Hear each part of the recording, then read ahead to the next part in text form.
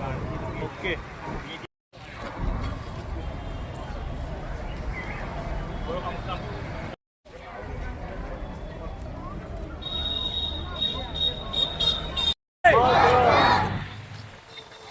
ક્ષત્રિય ઠાકોર સમાજની ઠાકોર સમાજની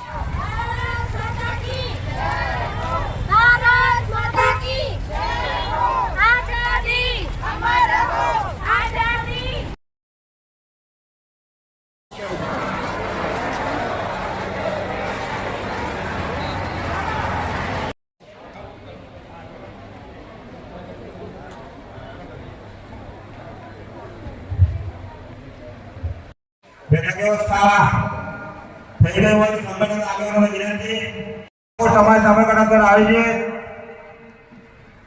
સમાજના સૌ આગેવાનોની મદદથી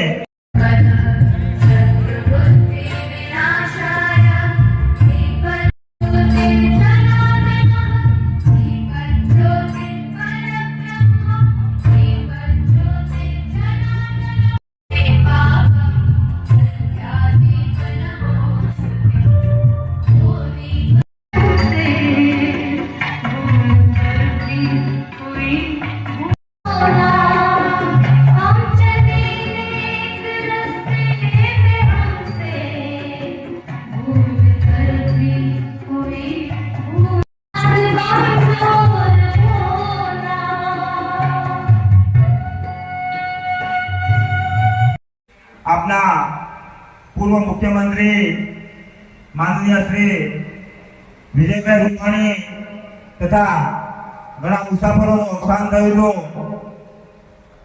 દેશ માટે ગુજરાત માટે આ બહુ દુઃખદ ઘટના જેનું આપણે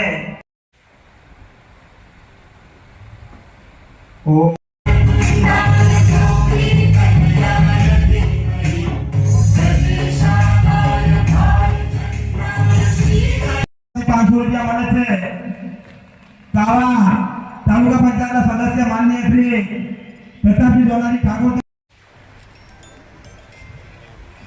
દીકરીઓના વિકાસગીરી ઝોલા તરફથી ₹500 આપવામાં આવે છે. ખૂબ ખૂબ આભાર બાપુ સાહેબ.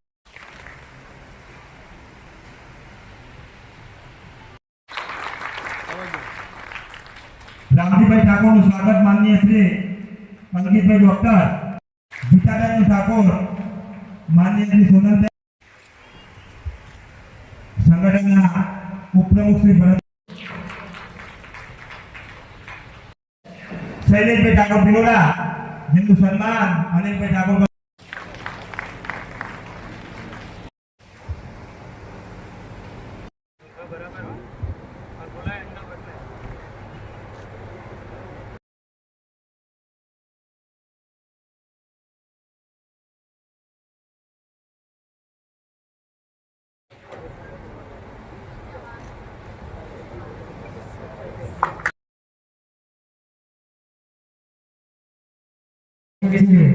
હરજીભાઈ ઠાકોર ઉદયમાં તેમને ઓમ એન્ટરપ્રાઇઝ કરીને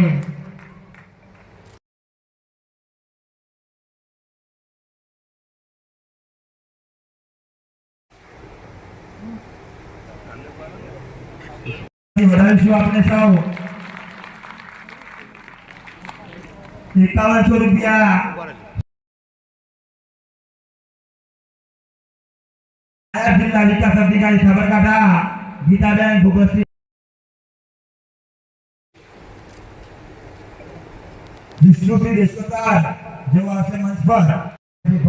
આજે તારીખ 29/6/2025 ના શુભ દિવસે તેજસ્વી તાલાઓનું સન્માન સન્માનવામાં પધારે તે બદલ હું તમારું હાર્દિક સ્વાગત કરું છું. वह चीज के रक्षा को पाने के लिए यदि हम तन मन और धन लगा देते हैं, सच कहता हूँ दोस्तों, कुंडली के सितारे भी अपने जगह बदल देते हैं. મિત્રો જો તમને બધા માણસ એમ કહે છે કે તું કાંઈ તારા કામની નથી, આ બધી વાતો તમને કરે છે, ત્યારે તમારા મનમાં ડર પેદા થાય છે, જેનાથી તમને લાગે છે કે હું આ કામ કરી શકીશ નહીં, જેના કારણે તમે મહેનત કર્યા વગર હાર માની લ્યો છો અને ટૂંકો રસ્તો અપનાવવા માંગો છો, જેથી તમારું ભવિષ્ય સારું હોતું.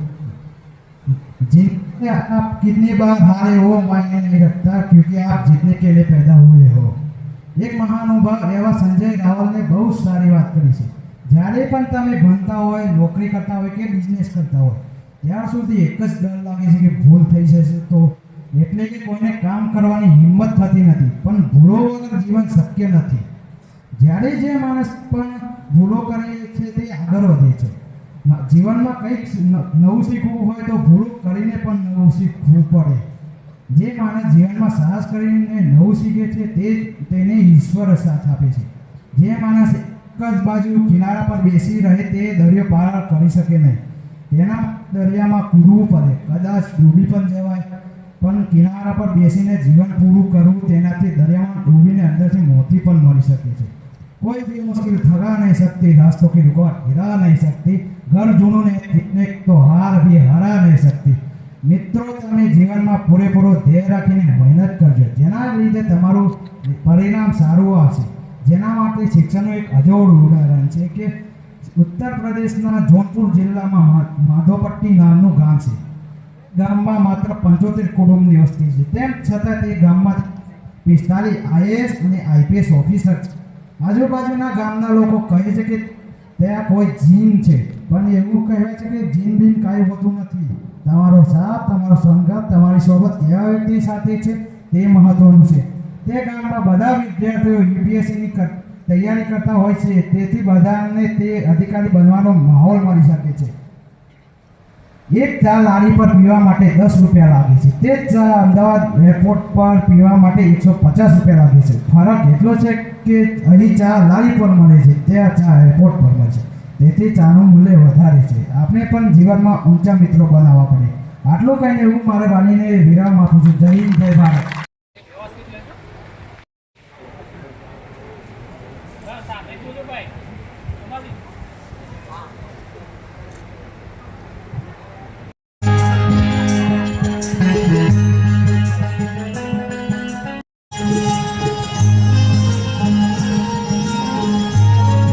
ઠાકોર યુવરાજ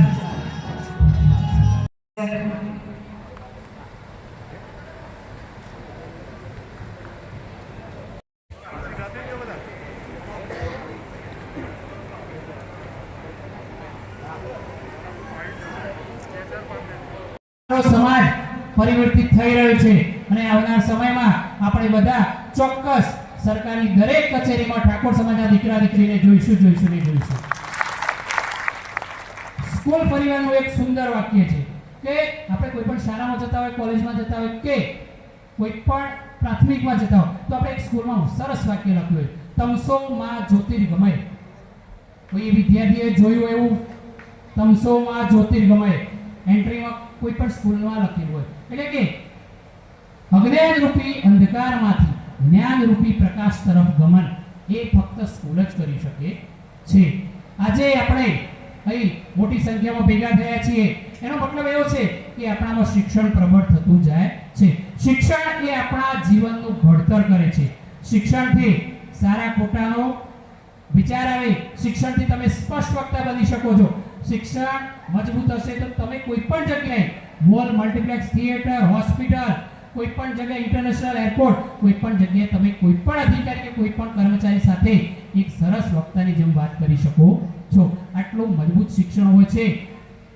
બીજું, અહીં ઉપસ્થિત મારા સમાજના ધુરંધર આગેવાનો છે, તો મારે એમને એક સરસ ઉદાહરણ દ્વારા સમજાવવું છે કે જો પગમાં ખીલી વાગે ને તો પહેલા તો સૌપ્રથમ પગમાં ખીલી વાગી હોય ને તો પહેલા આંખને કંઈ ગમે નહીં, કાનને કંઈ સાંભળવાનું ગમે નહીં, પગ હાથને કઈ પણ પ્રકારની પ્રવૃત્તિ કરવાનું ગમે નહીં. વિચારો તમે, ખીલી ક્યાં વાગી છે? પગમાં, પણ હડતાલ આખા શરીરના અંગો પર છે. એવી જ રીતે સમાજના શિક્ષણથી વંચિત છેવાડાના વિદ્યાર્થી માટે મારા સમાજના આગેવાનોને ઊંઘ રહી આવે ને એ દિવસ સમાજમાંથી દરેક જગ્યાએથી ઠાકોર સમાજમાંથી ક્લાસ 1 અને ક્લાસ 2 બહાર પડશે, એટલો આપણને વિશ્વાસ છે. આપણે જોઈએ છીએ હવે ઘણા બધા સંલગ્નમાં બધાને વાત કરી ભાઈ ડીજે બંધ કરો, ડીજે, પણ અમારે તો સમાજમાં પહેલા તો ડીજે વાગ્યું હોય ને તો 50 બોલાવે તો 500 થઈ ગયો ત્યાં. એટલે આપણી પ્રજા છે ને ડીજે પાસે ગાંડી થઈ ગઈ છે. પણ જો ડીજે પાછળ જેટલી ભીડને આપણે બોલાવી નથી પડતી એટલી જ ભીડ શિક્ષણના કાર્યક્રમમાં જે દિવસ રહેશે ને એ દિવસ સમાજમાં શિક્ષણ પ્રત્યે ભીષણ ક્રાંતિ આવશે. અને આ ક્રાંતિ આપણે આ પ્રસ્થાપિત કરી છે. વિદ્યાર્થીઓને ધોરણ 10 અને 12 માં વેકેશન પડે ને એટલે આપણે ઘણા પૂછીએ ને તો ક્યાં જવું, તો પ્લાનિંગ કરી દીધું. અમારા છોકરાએ કર્યું પ્લાનિંગ, રાજસ્થાન જઈએ, માઉન્ટ આબુ જઈએ, દીવ જઈએ, દમણ જઈએ. પણ કોઈ વિદ્યાર્થી એવા નથી કે ચલો ભાઈ વેકેશન છે ને તે નવરા છીએ તે કંઈક કોઈ જગ્યાએ હોટલમાં કામ કરીએ, કોઈ થિયેટરમાં કામ કરીશું, કોઈ મોલમાં કામ કરીશું. કારણ કે આ જે સમય છે ને તમારો આ ઇમ્પોર્ટન્ટ સમય છે. અત્યારે તમે નવરા રહેશો, આ તમારું કેવું છે, આ સમયગાળામાં જો તમે એક કામ કરવાની ઉંમરમાં જો તમે આરામ કરશો ને તો આરામ કરવાની ઉંમરમાં ચોક્કસ તમારે મજૂરી કરવી પડશે અને 100% બનશે આ વસ્તુ. કારણ કે આમાં કેવું છે, આપણા ઘરના વાતાવરણ પર પણ આ વસ્તુ ડિપેન્ડ કરે છે. તમારું ઘડતર યોગ્ય હશે ને તો ઓટોમેટિક ચાન્સ મળશે એને સુધારવાનો. જો આપણે ઘણી વાર માર્ક કરતા હોય છે કે પગમાં ચપ્પલ પહેરીને આવતો ને તો ચપ્પલમાં માટી ચોટતી હોય. જો એ માટી છે ને તમે ચપ્પલમાં પહેરીને આવો ને તો ક્યારે ઘરના ઉંબરા સુધી જ રહેશે, એ માટી અંદર આવતી નથી. પણ એ જ માટીનું જો માટલું બનીને આવે તો ક્યાં જાય? પાણીના પાણિયારા પર પૂજાય છે. ફરક શું છે? ફરક ફક્ત ઘડતરનો છે. તમારું ઘડતર યોગ્ય હશે ને તો પરિણામ પણ યોગ્ય આવશે. અહીં ઉપસ્થિત તમામ વિદ્યાર્થીઓ, ધારો હું અહીંયા બેઠો છું, મને એવી ઈચ્છા થાય છે કે ચલો બધા વિદ્યાર્થીઓને 2000 રૂપિયા આપી દઈએ. 6 વિદ્યાર્થીઓ કોઈને લેવા 2000 રૂપિયા? હાથ ઉપર કરો તો કોઈને લેવા હોય તો. જો કે નોટ બંધ થઈ ગઈ છે ભૈયા. આજે હું તમને 2000 રૂપિયા આપી દઉં બધા. પછી કાલ સવારે હું માગું તો શું કરો તમે? વિદ્યાર્થીઓ માટે, વડીલો હોય ત્યાં કોઈના માટે નથી, ફક્ત વિદ્યાર્થીઓ માટે. આજે 2000 રૂપિયા આપી દો, કાલ સવારે માગીશ તો કેટલા પાછા આપશો? આપશે કોઈ પાછું? કોઈ ના આપે. શું કે વપરાઈ ગયા સાહેબ, જો રાખ કમાવશે એટલે આપશું, હાલ ટક કરો નહીં. પણ આજે જે 2 કલાક, આજની વાત છે કે આજે 2 કલાક તમે કદાચ ઈડર ગઢ ઉપર ફરવા ગયા હોય, 2 કલાક કોઈ હોટલમાં ફરવા ગયા હોય, 2 કલાક કદાચ કોઈ પિક્ચર જોયું હોય, અને કાલે ફરી હું તમને એ 2 કલાકની ઉઘરાણી કરું ભાઈ ગઈકાલે તમે 2 કલાક બગાડ્યા તમારા જીવનમાં, એ 2 કલાક મને પાછા આપો, તો આપી શકશે કોઈ? ભાઈ આપી શકશે કોઈ? કોઈ ના આપી શકે. કેમ? તો એના પરથી શું સમજાય છે? પૈસા મહત્વના છે કે સમય? સમય મહત્વનો છે. જે સમય ગયો ને એ પાછો આવતો નથી. તમારી પાસે પણ 24 કલાક છે, મારી પાસે પણ 24 કલાક છે, પ્રધાનમંત્રી નરેન્દ્રભાઈ મોદી પાસે પણ 24 કલાક છે, અને રસ્તામાં એક ભિખારી બેઠો હોય ને એના પાસે પણ 24 કલાક એવા છે. ફરક શું છે? ફરક જેવો તમે તમારા 24 કલાકનો કેવો ઉપયોગ કરો છો એના આધારે તમારી કારકિર્દી બને છે.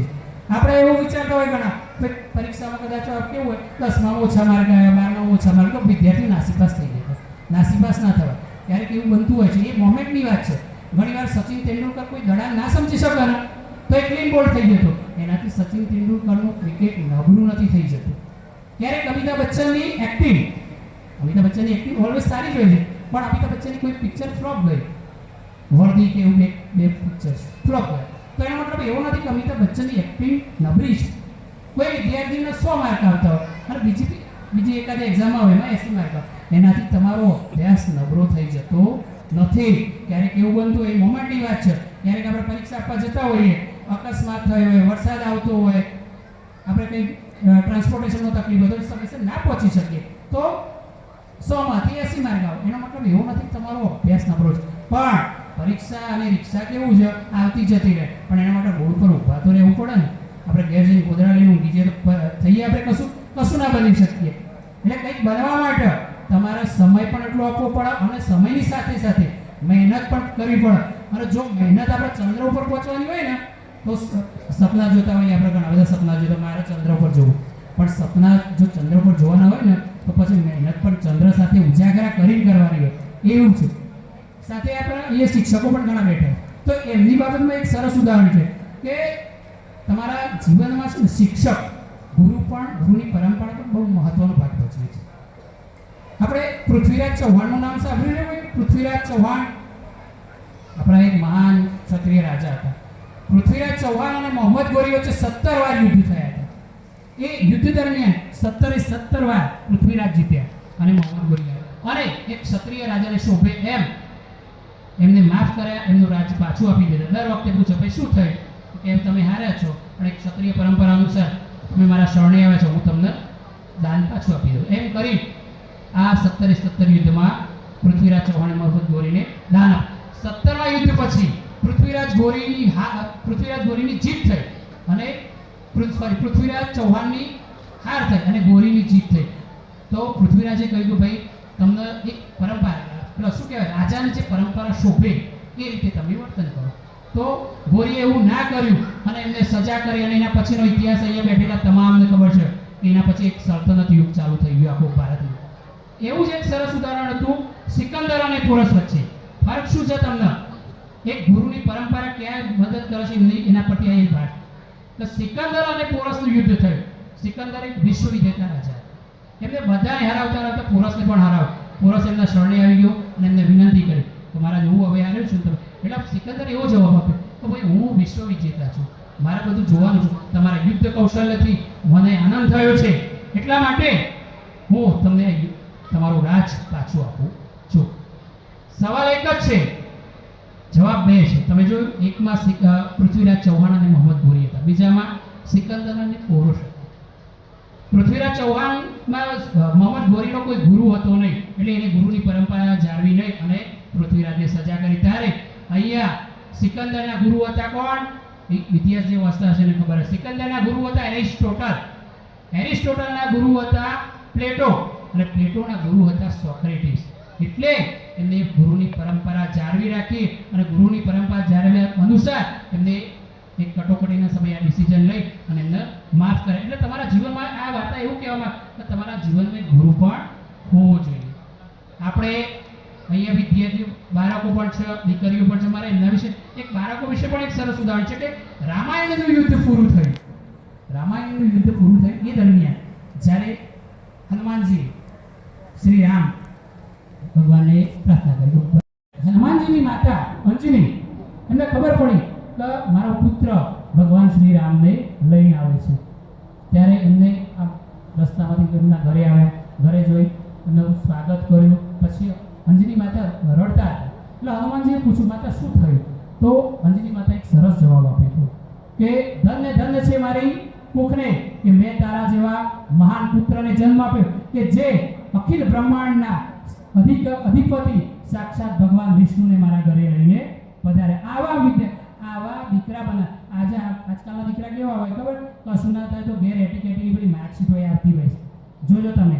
કાં તો વધારે ના થાય તો શું થાય, પેલા દુકાનમાં પાન મસાલા ખાધા તો પેલા દુકાનવાળો બીડીનો પેલો લઈને આવ્યા બિલ કે ભાઈ આટલું છે તમારે છોડાનું. એટલે આપણે ભગવાન નહીં બની શકીએ પણ ભગવાન જેવા કાર્યો તો કરી શકીએ છીએ. દીકરાઓના ખાસ વિનંતી છે કે આ એટીકેટીની જે માર્કશીટો આવશે ને એ ના આવે, દીકરીઓ જેવું શિક્ષણ લે છે એવો પ્રયત્ન કરશું ચોક્કસ. અને છેલ્લે સમગ્ર સમાજને કોઈના પર્સનલી કોઈના પર લેવાનું નથી, પણ સમગ્ર સમાજને એક વસ્તુ લાગુ પડે છે એ સરસ એક વાત કરું છું તમને, અને સમગ્ર સમાજને લાગુ પડે. વિદ્યાર્થીઓને લાગુ. ઘણા તે નાની ઉંમર હોય છે, ઉંમર નાની હોય ને એટલે ઘણા મનમાં વિચારે મને પ્રેમ થઈ ગયો છે. આ સરસ ઉદાહરણ છે તમારા. અને વિદ્યાર્થી ખાસ દીકરીઓનો તો આ ખાસ ઉતારવા જેવું છે. ઘણા વિચારતા મને પ્રેમ થઈ ગયો છે, પણ આ ઉંમરે કેમ શક્ય બને છે? કેમ તો તમે સતત કોઈ નવરો માણસ હોય એટલે એ સતત ઓનલાઈન જ મોબાઈલની દુનિયા આવી છે એટલે સમજાવું છું તમને. તો તમે હાઈ લખો ને તો એ હેલો લખો. બીજું એ સતત ઓનલાઈન જ હોય અને એના પાસે નવરાઈ એટલી બધી હોય કે તમારી પ્રશંસા જ કરે. તમે આમ ને તેમ ને સ્વર્ગની પરી ને તમે અપ્સરા આટલા બધા એટલો બધો નવરો. એટલે એક વસ્તુ વિચારો, ભણવાની ઉંમરમાં એ નવરો છે ધેટ મીન્સ એની કારકિર્દી બનવાની નથી, અને એ કારકિર્દી નહીં બને એટલે ભવિષ્યમાં જઈ કટવાશે. અને જેની પાસે હાઈ કહેવાનો ટાઈમ, જે ભણે છે સરસ ભણતા હોય છે વિદ્યાર્થી, એની પાસે તમારે હાઈ કહેવાનો ટાઈમ નથી હતો, હલો કહેવાનો નથી હતો, તમને ફરવા લઈ જવાનો ટાઈમ ના હોય, તમારી પ્રશંસા કરવાનો ટાઈમ હોય નહીં. પણ પેલો નવરો માણસ એટલે તમને વિદ્યાર્થીને કહે તો એક બાઈક અને 3 જોડી માગેલા કપડાં જોઈને કોઈને પ્રેમ કરતા નહીં. જો તમે હાલ તમારે ફક્ત પરિણામ અને શિક્ષણ ઉપર ધ્યાન આપવાનું છે. જો તમે શિક્ષણ ઉપર ધ્યાન આપશો તો તમારું પરિણામ અને તમારી કારકિર્દી યોગ્ય બનશે. ઓટોમેટિક હાઈ અને હેલોના મેસેજ આવશે. એટલે હાલ ફક્ત ફોકસ આપવાનું છે આપણે શિક્ષણ માટે, વધુ ના કહેતા. જે મેં વાત કરી વિદ્યાર્થીઓ આજે ખરેખર મારે ધારણા મુજબ વધારે પડતા મને એવું હતું કે સ્ટેજ આજ પર આવશે પણ ઉપર સ્ટેજ પર આવી છે. તે બદલ યુવા સંગઠન વતીથી હું આપ સૌનો દિલથી ખૂબ ખૂબ આભાર માનું છું. જય હિન્દ. તેમનું સન્માન કરીશું આપણે ફૂલાના સાથે. જિગ્નેશભાઈને વિનંતી કરી જો સન્માન કરશે શંકરજી. મહેમાનશ્રીઓ, વડીલો, બાળકો, માતા પિતાઓ અને યુવા સમાજના આગેવાનોને મારા નમસ્કાર. આજે આ પવિત્ર મંચ ઉપર ઊભા રહીને હું એક વિદ્યાર્થી તરીકે નહીં પણ એક ગૌરવશાળી સમાજના નાના પાંદડા તરીકે બોલી રહી છું, જે વટવૃક્ષ જેવી મોટી ક્ષમતા ધરાવે છે. આજનો દિવસ ફક્ત બેઠકોનો નહીં પણ એક સંકળાયેલા સંબંધોની ઉજવણીનો છે. આપણા સમાજમાં જ્યાં એકતાનું સંગીત વાગે છે ત્યાં દરેક સભ્ય એક નોટ છે જેમને સૂર પૂરો કરે છે. વિદ્યાર્થી તરીકે મારા સપનાની શરૂઆત પણ અહીંથી જ થાય છે, જ્યાં વડીલોના વાતમાં શિખામણ, સંગાથી મળીને બેઠેલા ચહેરાઓમાં આશા છે. આ સમાજ એ મારા માટે એ જગ્યા છે જ્યાં હું માત્ર ભણું છું નહીં પણ ઘણી વસ્તુઓ શીખું પણ છું, કેળવણી પણ કરું છું. માન, મર્યાદા, પ્રેમ, સહકાર અને સંસ્કાર. આજે હું સૌનો આભાર માનવા માંગુ છું જે લોકો પૃષ્ઠભૂમિમાં રહીને આ સમાજને જીવંત રાખે છે, અને ખાસ કરીને વડીલોને જેમના આશીર્વાદ વગર કોઈ વૃક્ષ ફૂલે નહીં. જ્યારે આ ક્ષત્રિય સમાજના વિદ્યાર્થીઓ વિકસતા રહે, આગળ વધતા રહે અને સમાજ સેવા માટે હંમેશા તત્પર રહે. વિદ્યાર્થીઓની આત્મા કહે છે કે સૂર નથી પણ સૂરનો ઉગાડ છું, ભાષાના ઓળખે એ શબ્દનો પ્રકાર છું, ચટ્ટાન તોડીને માર્ગ કાઢીશ, ધીમા છતાં સતત બિંદુનો પ્રહાર છું, કુમકુમ અક્ષરથી વધાવજો બધા, જે ભાગ્ય ફેરવી શકે એ સવાર છું, મારામાં આત્મીને ઉગી શકે છે બધું, પૂર્ણતા તરફનો પૂર્ણ વિકાસ હું છું. આવા દરેક વિદ્યાર્થીઓની અંદર કંઈક ને કંઈક સૂર રહેતા હોય છે. સમાજને આગળ વધારવા માટે એ તત્પર રહેતા હોય છે. પ્રજ્ઞા પરમાત્માને આરાધના કરીએ, જ્ઞાનની મશાલ દરેક હાથમાં પ્રજ્વલિત કરીએ, અજ્ઞાનનું તિમિર હરાતું જશે, અંતે પ્રગટશે યજ્ઞવિધિ જ્વાળા અને સગડું થશે જળહળા. શિક્ષિત સમાજ, વિકસિત સમાજ. સમાજે પરિવાર જ્યારે સંબંધનું મૂલ્ય જળવાય છે અને સમાજની માવજત થાય છે. આપણે જે સમાજમાં જન્મ લીધો છે તેનું આપણા પર ઋણ રહેલું છે. એના વિકાસ માટે આપણે યથાયોગ્ય દાન આપવું જોઈએ અને સમાજવાદી વિરોધતાને સમર્થન આપવું જોઈએ. સમાજના 4 પાયાની જાળવણી એ સમાજને મજબૂત બનાવે છે: સંસ્કાર, સંસ્કૃતિ, એકતા અને સત્કર્મ. સંસ્કાર સમાજનો પહેલો પાયો છે. આપણા દીકરા દીકરીને આપણી જ્ઞાતિના સંસ્કાર આપી એક સુંદર પરિવાર બનાવી શકાય છે. આપણે આપણા સમાજના વ્યક્તિઓને વ્યક્તિત્વની ચર્ચા આપણા સંતાનોની સાથે કરવી જોઈએ. આ છે સંસ્કાર સમાજનો પહેલો પાયો. સંસ્કૃતિ સમાજનો બીજો પાયો. સમાજમાં સિદ્ધાંતો, રીતિ રિવાજો, પરંપરાગતો સચવીને આવનારી પેઢીમાં ઉતરવાનું એ સંસ્કૃતિ છે. આપણા બાળકની સામે આપણે એવી કઈ વાત કરવી અને જેથી બાળક ગેરમાર્ગે દોરવે નહીં. આપણું ભવિષ્ય છે. આપણે સમાજની સાથે ઝઘડી રાખવાનું નહીં, પણ દૂધમાં સાકર ભળી જાય એમ ભળી જવાનું શીખવાડવું જોઈએ.